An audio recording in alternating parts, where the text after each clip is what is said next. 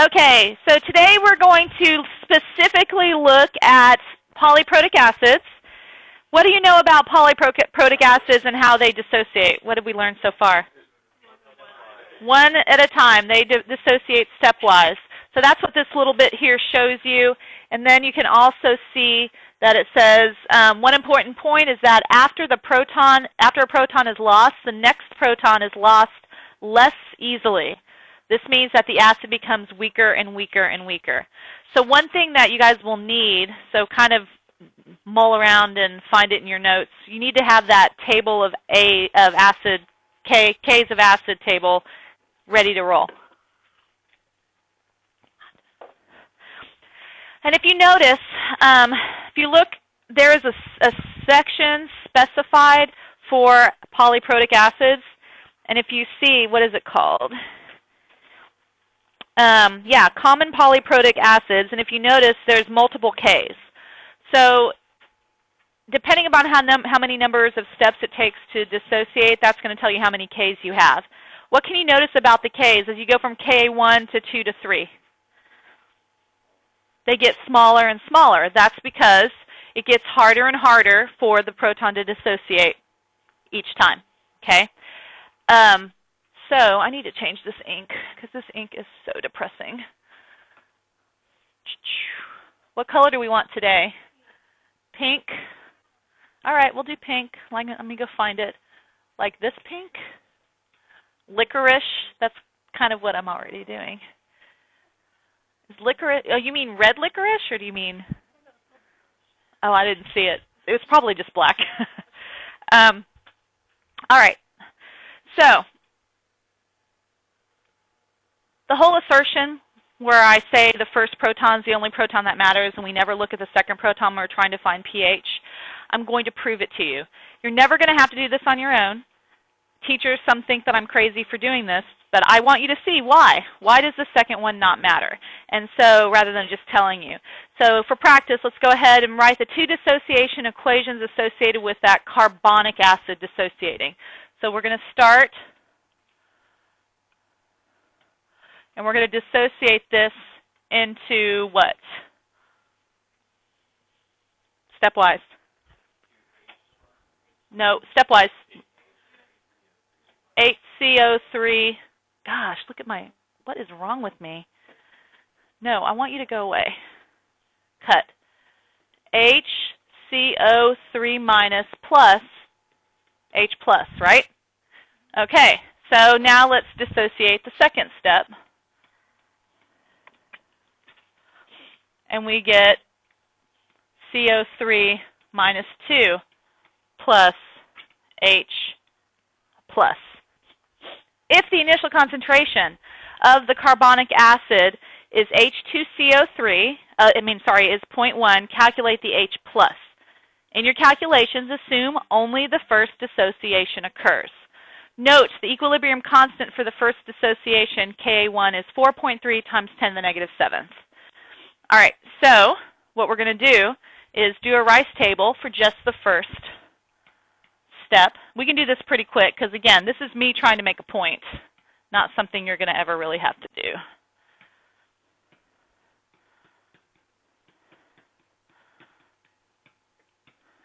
So we have our dissociation. Our initial concentration is 0.100, 0, 0, minus X plus X plus X. So we get 0.1 minus X, X, and X. We can trump this. So our Ka, and this time since it's the first step, we're going to go further and say Ka1 is equal to the H plus times the HCO3. And if you guys are ahead of me, go ahead and do the calc, divided by the concentration of H2CO3. So I'm going to plug in my Ka1 of 4.3 times 10 to the negative 7th equal to X squared over 0.1. So the question is asking for the concentration of H plus, which is equal to what? X. So X is equal to H plus, which is what value? Can I get a second on that? All right. Just for grins, take the negative log of that answer and tell me what the pH is, even though it didn't ask for it. 3.68. So everybody agrees with this number. They got something different last period. Shocking. All right. I don't know. I don't remember. I don't memorize these numbers. Well, if all of you are saying it, I tend to believe you guys, because I'm lucky if I can get one person to speak. Anyway, so this is potentially our H plus concentration in moles per liter. Now, the second step, we understand if we make more H's now, we're contributing to this amount. So any additional H's we make, we're going to have to add to this. So the cool thing about this is we're going to do, and I'm going to do the next question I have on the next slide, but I'm just going to do it right here. So the next question is saying, now consider the second dissociation equation. What is the initial concentration of the HCO3 and the H plus? When we do our second dissociation, it is super cool because what are our initial concentrations of HCO3 and H plus? Don't we start out with what we ended up with, right? So whatever we got for X is going to be the initial concentrations for the next step. So our next step is HCO3 minus goes to H plus CO3 minus 2. The initial concentration of HCO3 minus is what? 2.07 E negative 4. Our H plus, it also has an initial concentration of 2.07 E negative 4 and 0. So our change, minus X plus X plus X. So we get 2.07 times 10 to the negative 4 minus X. 2.07 times 10 to the negative 4 plus X and X. We're going to trump this just for the purpose of solving X. I'm going to trump this X and this X. So when I do my K, what's Ka2's value? I can't see it on this page. 5.6 times 10 to the negative 11th. The Ka2 value is 5.6 times 10 to the negative 11th. And I'm going to set that equal to basically X times 2e negative 4 divided by 2e negative 4. See what I did? I just dropped the x's. So X is equal to 5.6 times 10 to the negative 11th. And if I want to know the true concentration then of H plus, what would I do? Add it to what we had there before, right? So give that a whirl in your calculator. 2.7 times 10 to the negative 4th plus 5.6 times 10 to the negative 11th. Tell me what you get.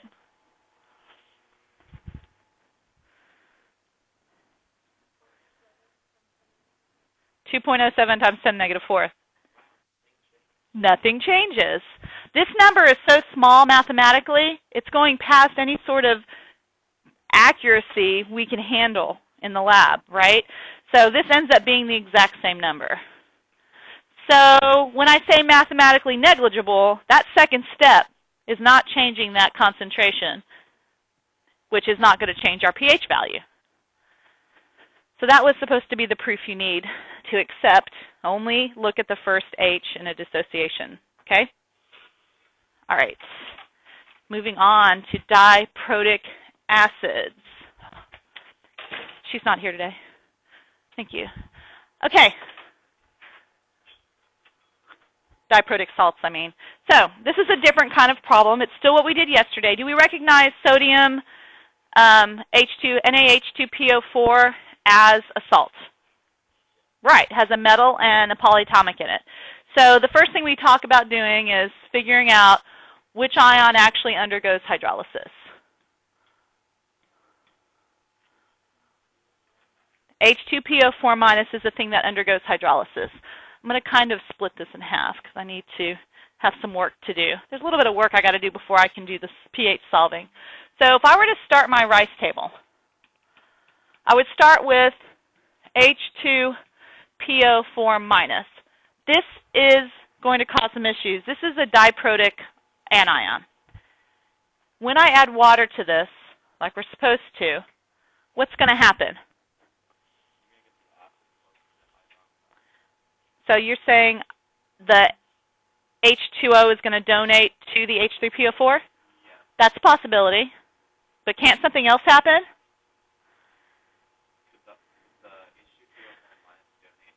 Yeah, it sure can. That H2PO4 minus could donate, making H3O plus HPO4 minus 2. That's the problem. So we got to figure out which one happens. And to do that, we're going to write the two equations and actually figure out which K goes with it and all that kind of stuff, and I'll explain it to you. Yeah, this is fun stuff. So when you see a problem like this, you'll recognize it. The polyprotics are going to be all the ones in that stepwise dissociation. So it's always going to be one of those systems in a salt that's going to cause this problem. My suggestion, and you just got to go with me here, is write all the steps from the beginning of the acid down to where it can no longer donate. So you have a visual. You have to trust me on this. So we're going to go ahead. We know that this comes from what acid? H3PO4, right? So let's go ahead and do our dissociation equations for this. H plus HPO4 minus 1. That's represented by Ka1. Okay? And then we're going to do HPO4 minus, and we're going to dissociate that, and we're going to get, wait, H2 minus 1. That's the problem. Okay.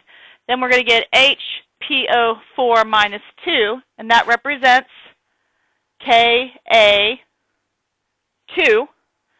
And we've got numbers for that on your table. And then we're going to take HPO4 minus 2 and make H plus PO4 minus 3. And what represents that? Ka3. So once you have this written down, these problems become a lot easier. Okay? So what I'm going to do is write the two possible equations that I need to pick from to start my rice table. So H2PO4 minus plus H2O, what is that going to make?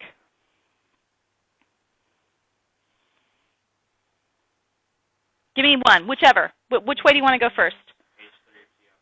Okay. H3PO4 plus OH minus. All right, and then we're going to leave some space because you're going to have some math to do. H2PO4 minus plus H2O makes, this time we're going to have this be the acid, and it's basically these ions we're dealing with are amphoteric. They can be acids or bases. So we're going to make HPO4 minus 2 plus H3O plus. Okay, so I just want to start with the second one first because it does match something from above. If you look at this, we're going from HPO minus 1 to HPO4 minus 2, and it's acidic. Does it match any of those up there? This is the second one. Do you see how it's just the water and the H3O plus? That's the only difference. So this is Ka2. So someone tell me the value for that from your table. 6.2 times 10 to the negative 8. Okay, that's Ka2. Now with this one we've got a bit of a problem. First off, do we need a Ka for this equation? Look at the products. What do we want? We want a Kb, right? Well, this is kind of, in terms of what it's making, the reverse of one of the things from above. I'm not going from negative to the H3PO4, but do I have one going from H3PO4 to that? That's Ka1. So I'm going to take Ka1 and convert it to Kb. How am I going to do that? Kw. So Kw is 1 times 10 to the negative 14th. What's Ka1?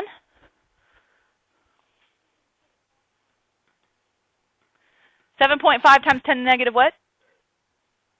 All right, so let's go ahead and find that value. We need both of these values because one of them we'll have to use in our rice table when we're solving our expression. So what do we get?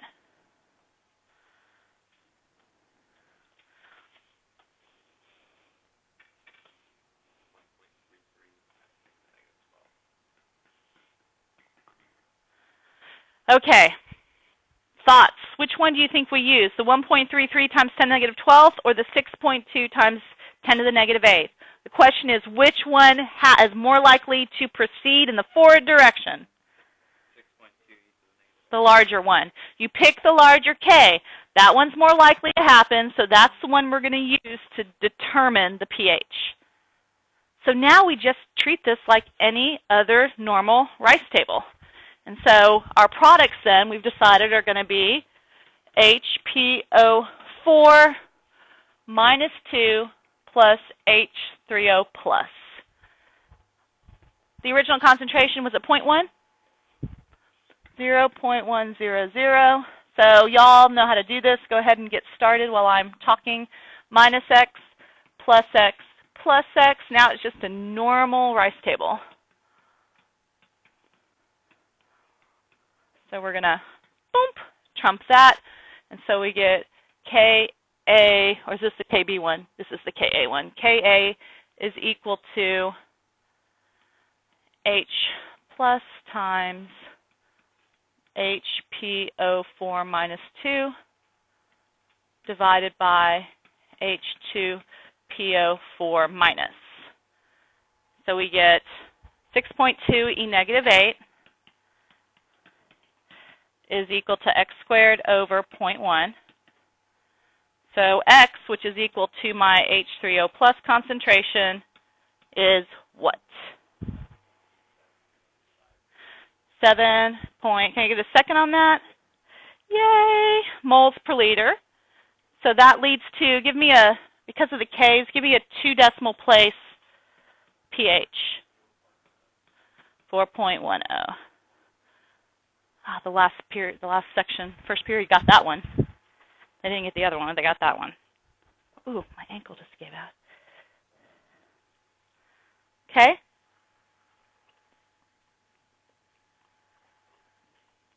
How you feeling? All right, so the next one, we're just doing the first part, at least this part, because I want to make sure you know how to pick the right K. I think this part you're pretty good at. If you know how to do this and want to work ahead and get me that answer, that would be awesome. Some of you can do that.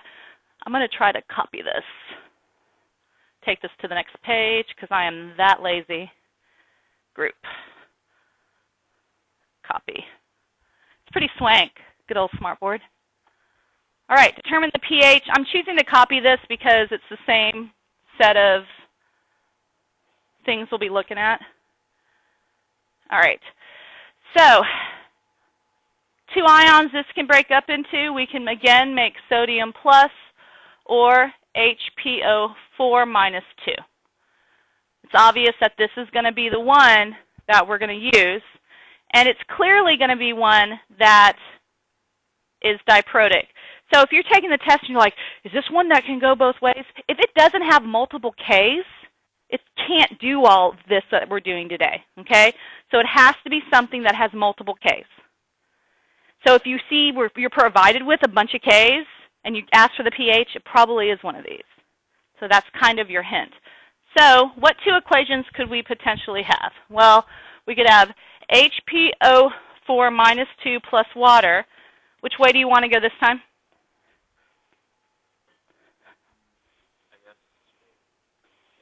What's the base? The thing is the base? Okay. H2PO4 minus plus OH minus. All right. And then the other way we can go, HPO4 minus 2 plus water. We can make PO4 minus 3 plus H3O plus. One of them is always going to match one of the Ks. Which one matches exactly? Because they're Ks, it's probably the acidic one that matches, right?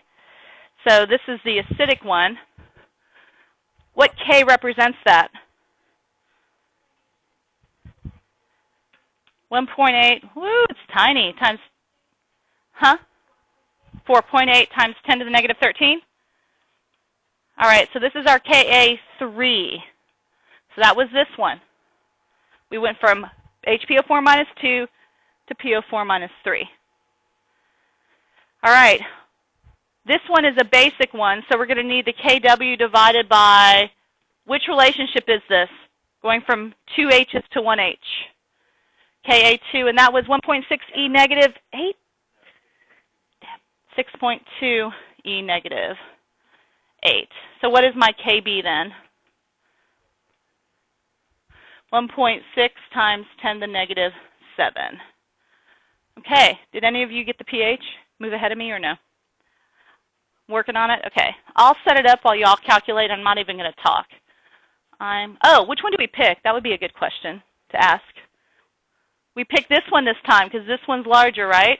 So we're going to use this equation in our rice table.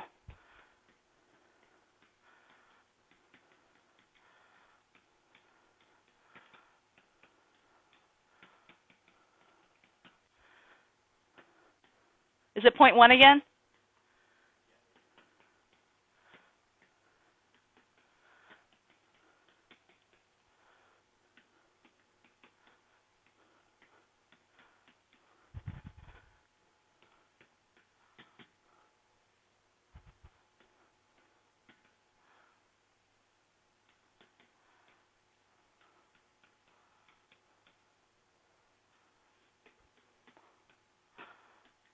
Ooh, X is equal to OH this time, which is 1 point what?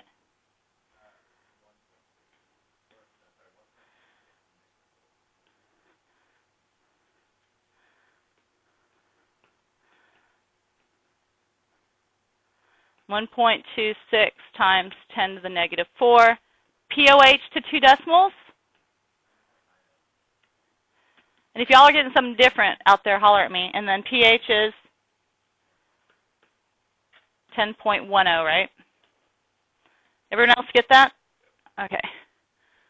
So that is that. So again, the hardest part here is to figure out which equation we use. That looks really fancy. It looks impressive, like y'all actually are doing some cool stuff. Okay, if you have questions on this, anybody? All right, really quick, I'm just going to comment a little bit about some structure of acids that we need to kind of talk about in terms of strength.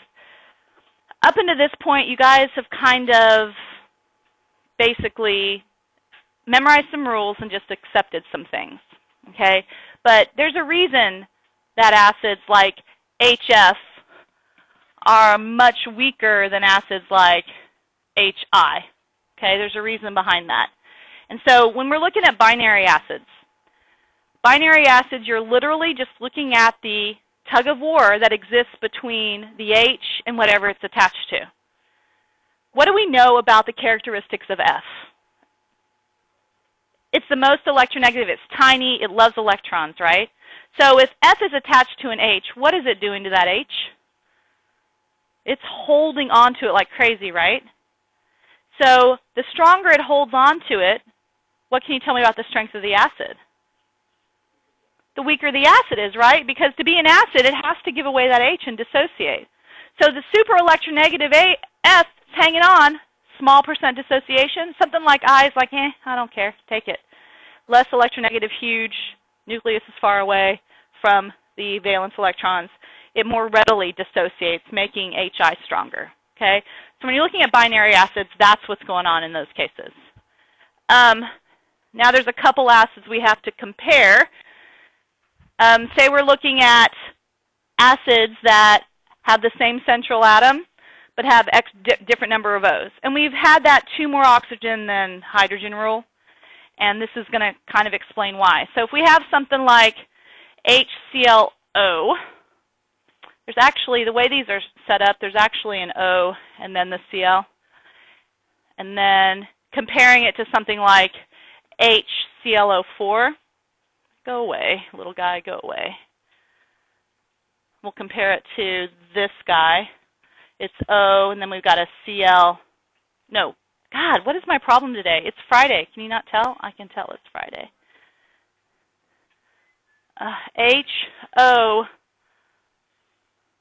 Cl, and this has now 3 O's. So I'm comparing the extremes just so you can kind of see. So this is kind of their structure, okay? and this is a very organic topic, like we talk about this hardcore in organic chemistry. What makes an H go away? If an H plus leaves, do we agree we're leaving behind an anion, right? It's going to be negatively charged, okay? The more stable this anion is, the more apt it is to give away the H in the first place. If it's happy as being a negative, it's going to more likely have a negative charge on it and kick off the H.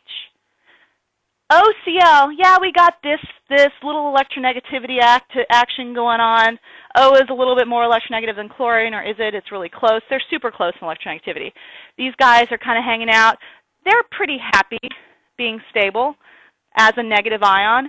But this, we have got all these oxygens, electronegative, pulling, and these guys alone together are super stable as a negative, also because of the size. The larger it is, the more spread out that charge is. We call it delocalized in organic. The more delocalized that charge is, the happier this is as a negative ion. This is like a negative electron heaven compared to this. So this is more apt to want to be negative. If that's the case, this is more apt then to kick the H off. Okay? Does that make sense? So that's why the more oxygens we add, the more stable that anion becomes, the stronger the acid. Okay? If we're dealing with same number of O's, we still think about the stability as an anion by looking at the difference. There's the difference in all those acids. Which is happiest being a stable anion? ClO3 or IO3? The ClO3, because chlorine's more electronegative. Since it's more electronegative, it's going to be happier being in this state than the ion, IO3 will being as a negative. This one's not as happy as that is. So this is more apt to kick away the H, making a stronger acid. Okay? So that's just kind of the idea of how structure contributes to strength.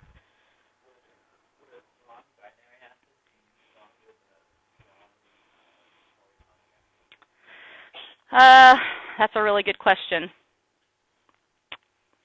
I think it'd be equivalent, honestly, because that ClO3 is a very stable anion. So I don't know. Let me think about that, and I'll get back with you. It's a good question. But we get the idea. So if you have any structure-related questions, those are the kinds of things we're looking at. So the formal lecture's done. I'm not done with y'all. I'm going to do some pre-lab questions with you guys to make your weekend a little less stressful. So we are done with this unit. Bye-bye.